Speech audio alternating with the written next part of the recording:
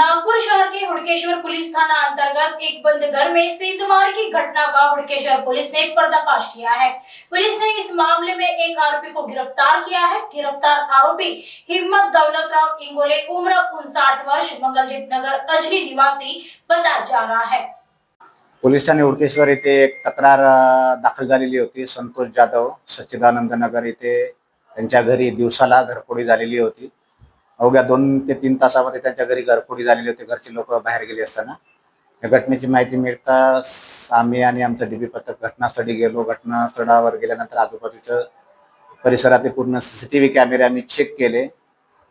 त्यामध्ये आमच्या टीमनं कंटिन्यूअली 2 दिवस मेहनत घेऊन केवळ 48 तासामध्ये आरोपीला अटक केलं आणि आरोपीनं घरफोडीतून चोरलेला संपूर्ण मुद्देमाल 100% हा रिकव्हर केलेला आहे। याच्यामध्ये जवळपास साधारणतः सोन्याचे दागिने आणि गाडी वापरलेली गुन्ह्यात असा मिळून 3,49,000चा मुद्देमाल आम्ही हस्तगत केलेला आहे। याच्यामधील आरोपी हा हिम्मतराव दौलतराव इंगोले म्हणून आहे।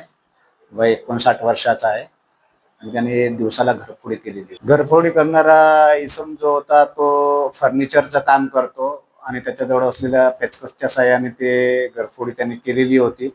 त्याचा रेकॉर्ड घरफोडीचं वगैरे नाही आहे, परंतु त्याला ते बंद घर दिसलं आणि तो त्या घरामध्ये शिरला आणि पाठीमागच्या दारातून आत प्रवेश केला। अशा पद्धतीने त्याने ती घरफोडी केलेली होती।